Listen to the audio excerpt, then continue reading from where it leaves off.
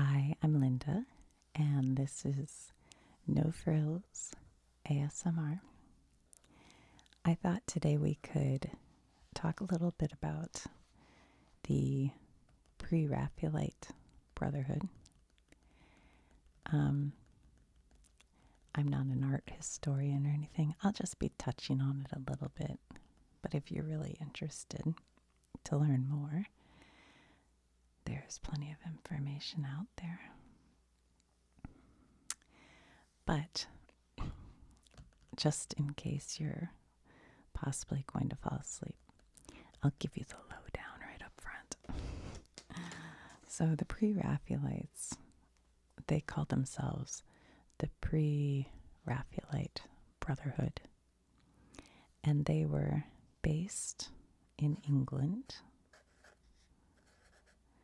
And this is in the 1800s. And their paintings sometimes have a feel of being even older than that. But that's because they really were interested in medieval imagery and myths and Shakespeare and romance. So they had this sort of old-fashioned feel to them. And the reason they were called Pre-Raphaelites, they called themselves that, is because they wanted to take their art back to a time before Raphael. Is that how you say that? I think so. The painter, who had started to make things feel very ornate. Just a new style of painting in the, I think it was the 1600s, that everybody kind of copied. That just became the style. Well, the Pre-Raphaelites wanted to make a more natural style that really emphasized bright colors and emotion and nature, lots of nature imagery. So that was the gist of it. So in a way, they were like the, like in the 60s, there were hippies. In the 70s, there was punk rock. In the 80s, who am I missing? I don't really know what the, alternative thing is right now. Well, in the 50s, it was rock and rollers. That was really alternative. Well, these guys were like the young guns of England who were shaking up the rock world. Because really they were a group of, basically it started with 3 men, and it was William Morris, what's his name, William Holman Hunt, John Everett Millay, and Dante Gabriel Rossetti. Oh, I thought William Morris was part of this, and Hunt. Hold on. Oh, I said Hunt. Okay. Well, let's read this. Hold on. The Pre-Raphaelite Brotherhood, identified in the earliest work by the mysterious initials PRB, was an association of painters formed in London in 1848. Its chief members were William Holman Hunt, John Everett Millay, and Dante Gabriel Rossetti, the oldest of whom, Hunt, was only 21. So they were just super young artists. But I always love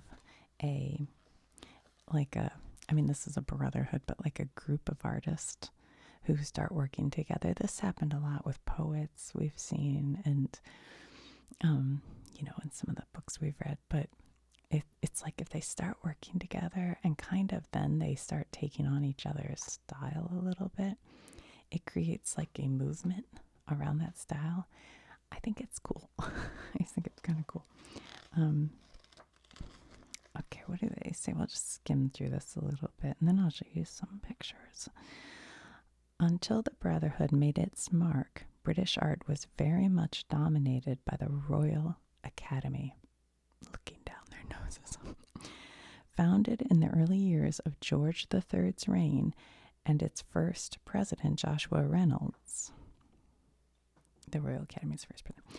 Despite the work of men such as Turner and Constable, the style of painting favored by the Royal Academy tended towards that of the old masters, with copious copious amounts of brown paint.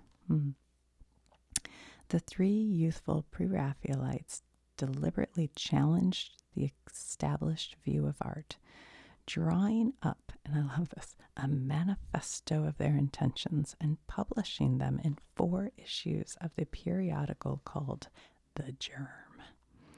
They would paint direct from nature with objective truthfulness and genuine ideas in sympathy with what was direct and heartfelt in the art of the past, particularly art before Raphael. So I kind of love it that they've said, this is our manifesto, and we work together with this. And it started with these 3 guys, but they ended up, having sort of a group of artists who they worked with. So we can look at some of their images. The Hireling Shepherd from 1851 by William Holman Hunt. He was one of the founding members.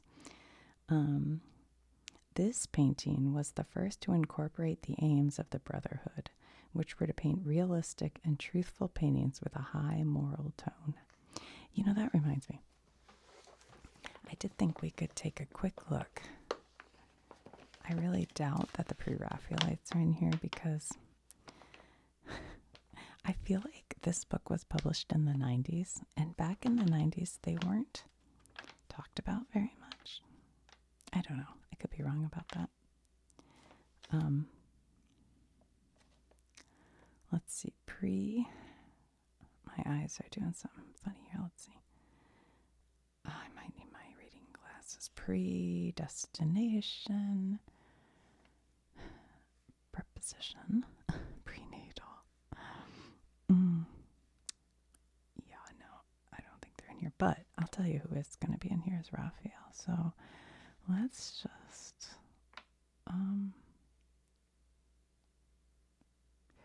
here he is, 184. Let's see if they have one of his paintings, so that you guys, in case you're not familiar, well, it's not a very good one. It's not in color, but this is it. Raphael. Oh, they have different. Raphael, Raphael, Raphael. I guess that's how I say it.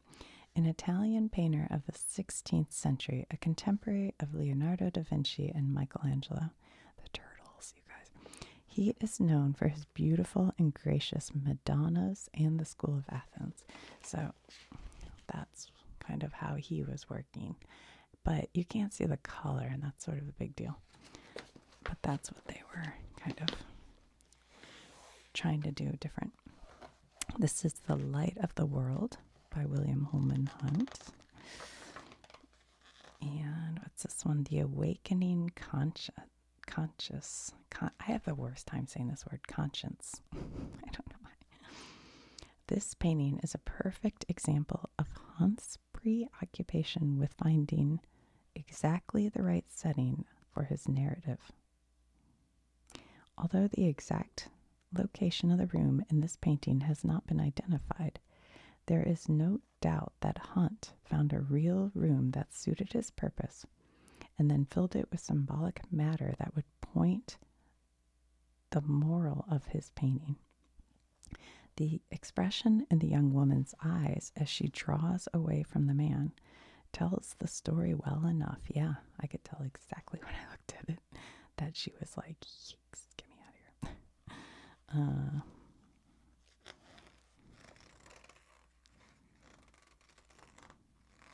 And then look at the kitty cat they're showing is right here. And even the kitty cat's like, bro, lay off her. Okay, the scapegoat. Look at that. Look at the colors. It's beautiful. It reminds me very much of in the United States West, there were artists, probably around this time too, who were doing all these landscape paintings. When you're out west, you can go to museums and see them. I can't remember the names now, and I should. But they were like this, and they'd have like a skeleton of well, this one does too. Yeah, it reminds me of that. Visiting the Holy Land.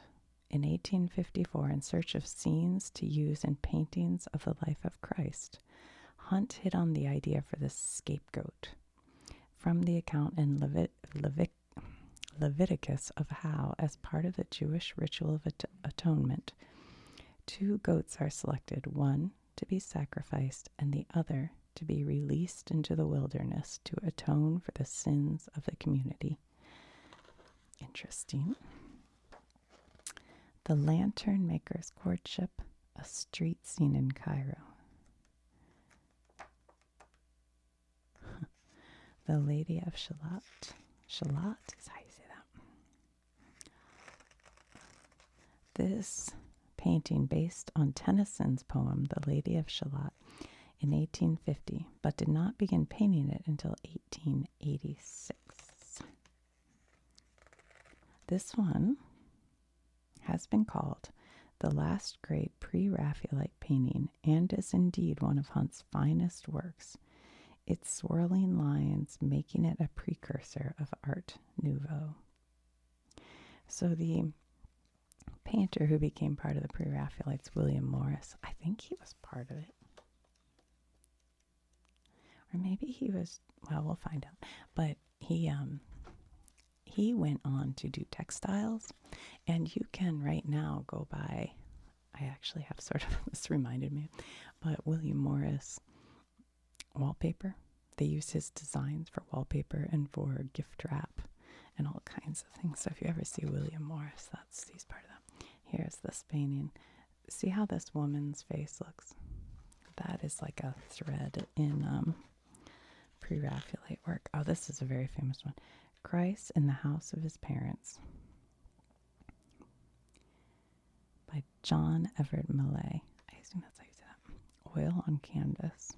This is a beautiful painting. I mean, so natural. And Christ just looks like a little boy. And look at all this shadow. Just how beautiful it is. They're woodworkers. And he's holding, see how he's holding his hand up? Look at the little Christ child holding his hand. See how there's a hole in the palm of his hand? I'm sure that signifies him being hung on the cross. Oh yeah, and his foot has a cut on it too. Oh, that's beautiful. This was Millay's first religious painting and was exhibited at the Royal Academy in 1850, where its realism caused a furor. The conservatism of academic paintings of the day, with their dark brown bitumen and idealized subjects, some of these words, I don't know, was what the Pre-Raphaelites had set out to defy. So the reaction to this painting could be seen as a good start for the Brotherhood. The public and art critics objected to the painting because it showed Christ's family as ordinary people, to the extent of depicting Joseph with dirty fingernails. Where's Joseph? I'm assuming this is Joseph. I can't even see his fingernails. I'm sure this painting's huge. It's probably a big wall piece. Even Charles Dickens, tolerant about the matters, described the Christ child as a hideous, wry-necked, blubbering, red-haired boy in a nightgown. Wow, that's harsh. So they didn't like that it depicts Christ like as in a real, woodworking studio with parents who are just working folks. That wasn't okay. It's very interesting. So it just, where I'm like talking about they were like the punk rock of their time or the rock and roll of their time or whatever you want to, just the young working against the establishment. Okay.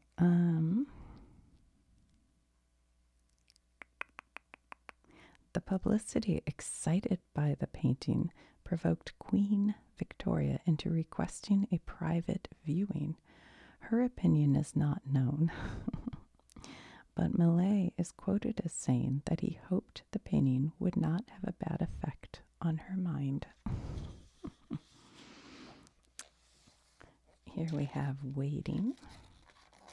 So she's sitting there waiting. And look how green the grass is. See, these colors would have been like, what? Autumn leaves. That's beautiful. They're building a whole pile of leaves. Probably to jump in.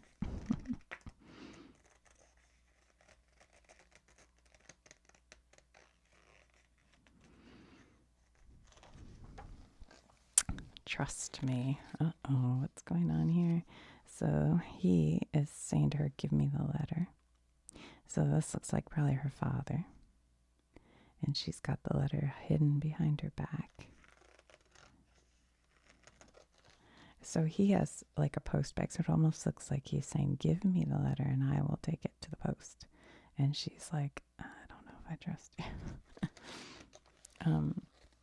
The Pre-Raphaelites' concern for moral values and social behavior derived from the new society that was being created in Britain as a result of the Industrial Revolution, along with the first questionings of old established values. The resulting conflict was a subject that interested the Pre-Raphaelite painters. In this picture, Millais records what was perhaps a not unfamiliar situation in a middle-class household such as his own.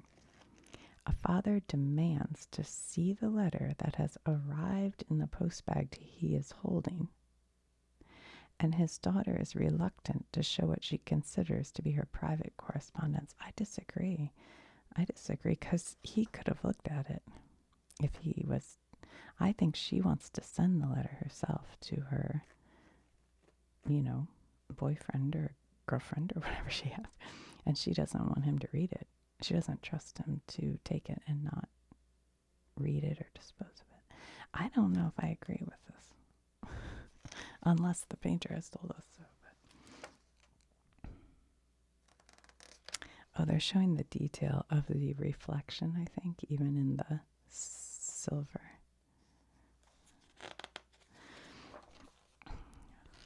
Ophelia. So this is Ophelia Shakespeare. And here she is floating down the river. Oh, yeah. That's a beautiful one. Look at the nature and the detail. Look at this tree. Yeah. Sir Zumbras at the ford, a dream of the past. The kindly old knight and trusting children represent a Victorian view of the relationship between the old and the young, and was no doubt painted, like much of Millais' later work, with an eye on public sentiment. Okay, these are beautiful young people painting. I mean, that looks really nice. The Boyhood of Raleigh. Okay, here we have Rossetti. Now he had kind of a muse. We'll see her name here in a minute, but I'm not exactly sure if that's her, but it was the wife of his best friend.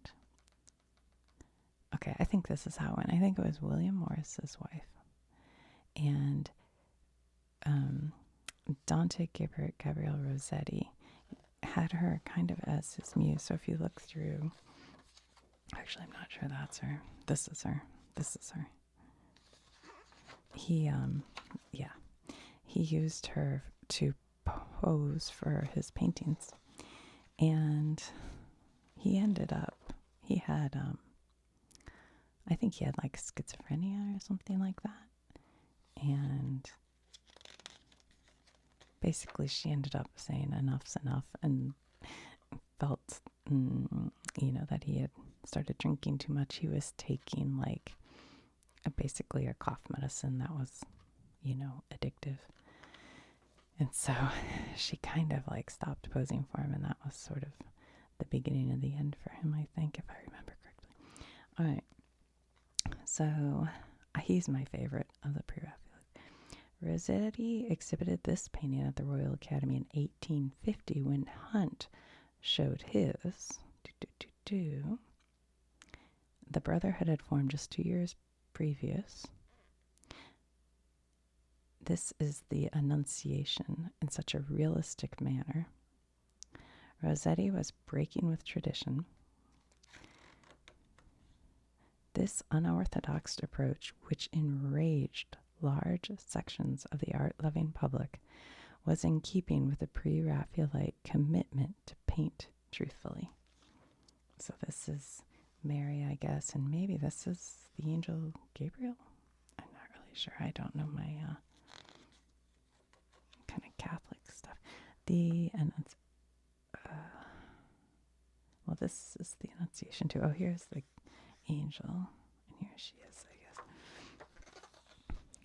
The beloved, the bride.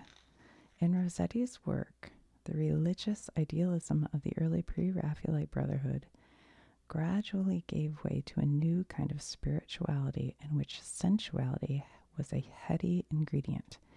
In this painting, the biblical reference is to the Song of Solomon. My beloved is mine, and I am his. Let him kiss me with kisses of his mouth, for the love is better than the wine. The Victorian inclination to conceal real motives for their actions led F.G. Stevens to describe this painting as an expression of the power of women to move men. Yeah. Actually, I think that might be her right there. I think this, who do they say the model? The model for the young woman showing herself to her betrothed, surrounded by her friends, and a young black girl was a girl called Maria Ford. But they don't tell you who she is. Yeah, I don't think so. All right.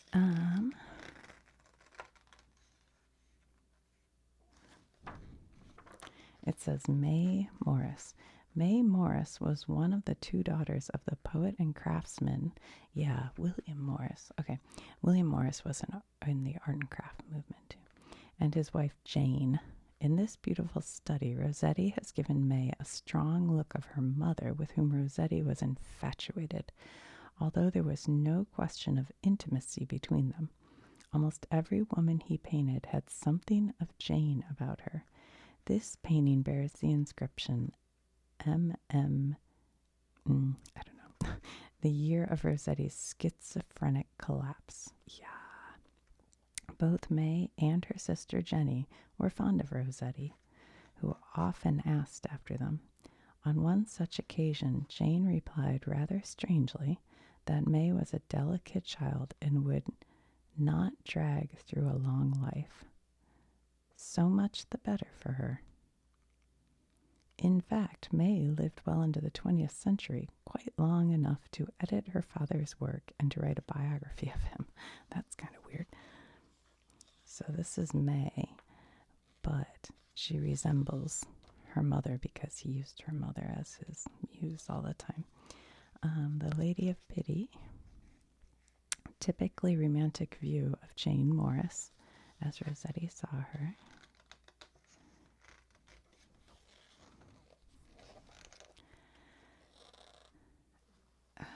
Astarte Syrica. I don't know, this is Rossetti also. The Syrian goddess of love was both caring and cruel. By using Jane Morris as the model, he was perhaps saying something about his inner torments concerning Jane. Perhaps, too, he was saying something about the theme of unrequited love, which had a great vogue in Victorian times.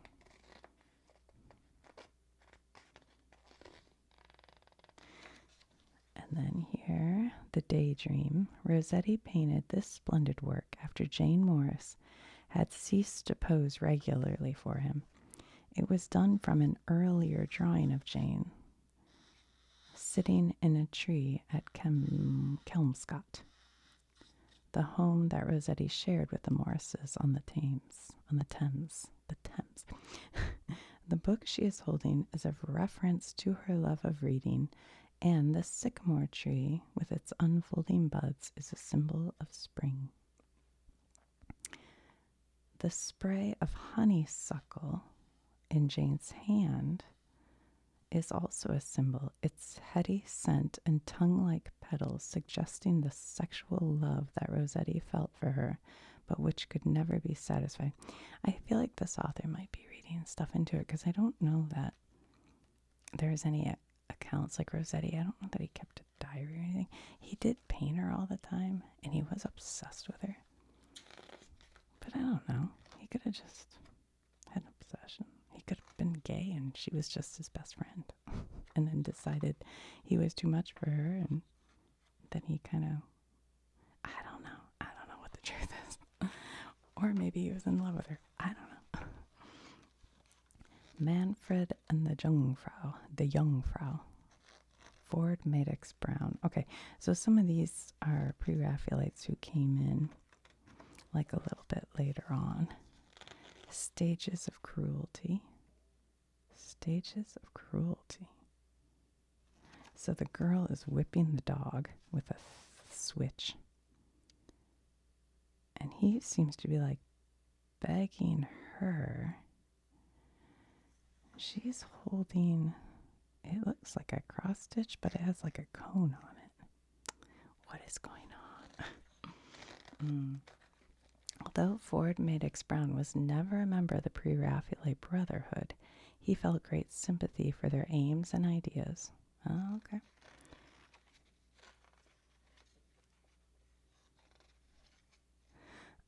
In this painting, he uses the lovers for his narrative and makes his symbolic points with the, oh my god, what is this word? Convolvulus. The convolvulus, signifying entanglements, climbing up the steps. I guess this. The small girl about to hit the dog reflects the often unthinking nature of cruelty. Brown had some difficulty in completing the painting because the models for the lovers were unreliable, and also because no one showed any interest in commissioning it. Oh, well.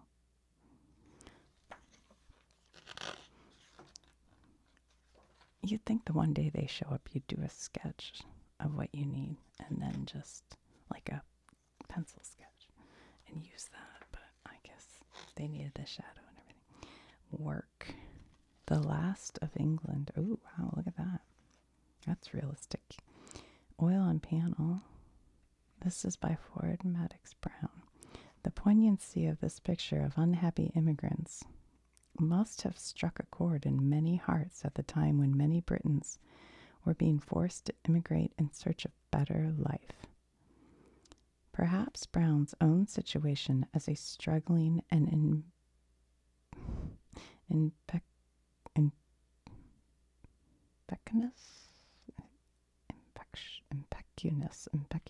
I feel like my mom knows every word in the world. She'd tell me, but I don't know this word. Artist contributed to his depiction of the sad desperation of the couple in his famous painting. He himself had reached to the point of considering whether to immigrate to India, but was saved by the sale of this painting. The ship on which the couple and their child are leaving is evidently on a long voyage, for fresh vegetables have been tied along the rails, and in the background is a lifeboat also full of provisions. A cabin boy is selecting some for the first meal aboard. So here's some fresh vegetables, and back here is the ship they're talking about. I don't really see the cabin boy, but here's a baby with her passy. And you can see she's holding a baby. You can see the baby's hand right here, and the head's under the blanket.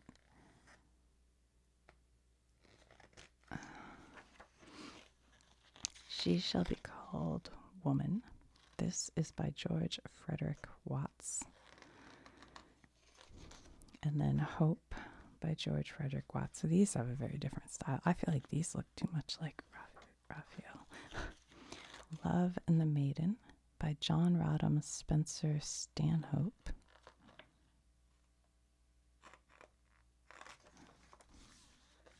Washing Day by Stanhope. This has a very sort of primitive feel to it to me. Like primitive American art. Winding the Skein. Frederick Leighton. Venetian Trading, Frederick Leighton. Bath of Psyche, Frederick Leighton. On the Temple Steps, Edward John Poynter. That looks very Pre-Raphaelite, more than these other ones did to me. This one does. A Roman boat race. Pygmalion and the Image series, Edward Burne-Jones.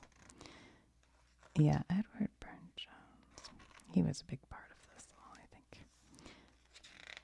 Maybe became one of the more famous, the Pre-Raphaelites. Oh yeah, this is the Knights. Yeah, I feel like he was really into the medieval stuff. The March Marigold.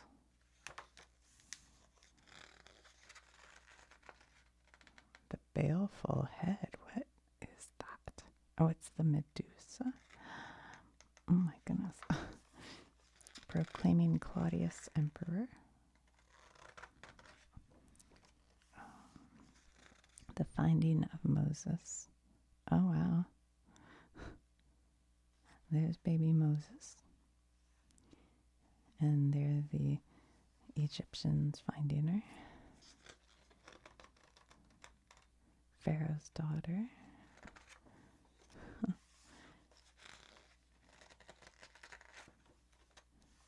Oh, look at that. The Death of Chatterton. Henry Wallace. Wow. Wallace studied at the Royal Academy. And wow. April Love. Pomegranates. The Visit of a Sick Child to the Temple of Asclepius.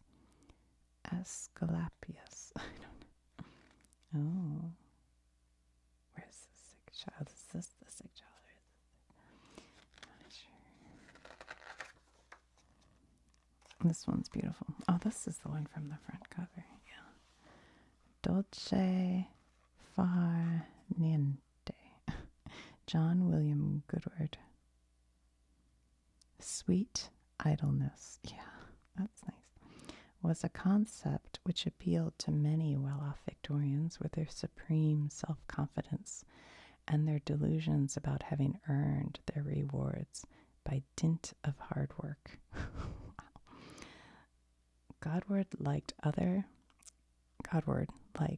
late Victorian artists, painted for the new rich, wealthy on the spoils of the Industrial Revolution and Britain's imperial strength, who expected a painter to turn out a picture with an opulent finish, and who liked hedonistic themes. This lady, lying on her rug, swathed in soft Grecian garments, and with an opulent peacock fan tossed carelessly aside, is the epitome of the female as a rich man's ornament. Evidence of his success in life.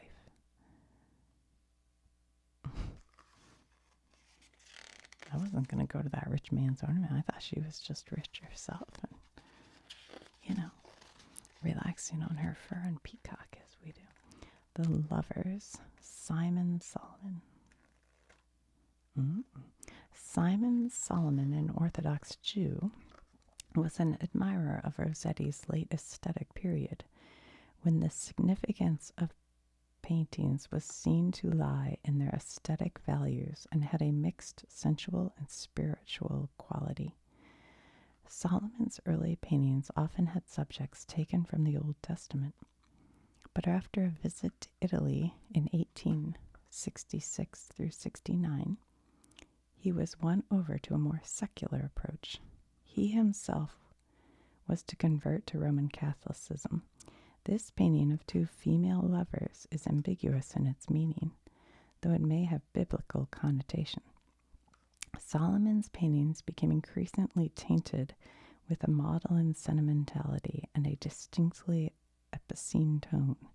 He gave way to drink and dissipation, which destroyed first his talents and eventually the man himself.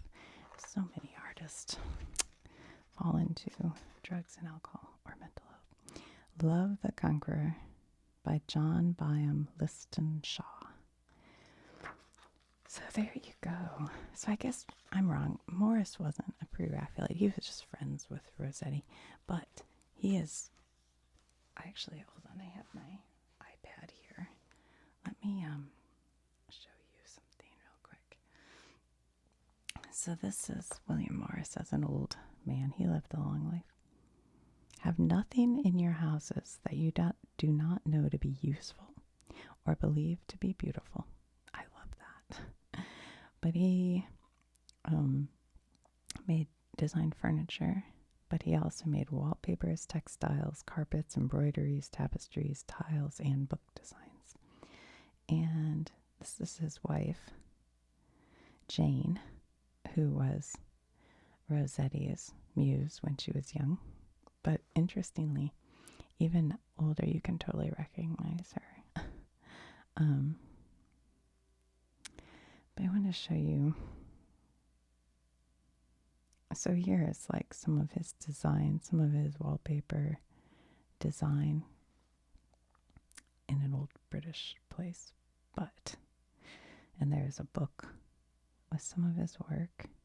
Oh, they're not showing it, but you can currently buy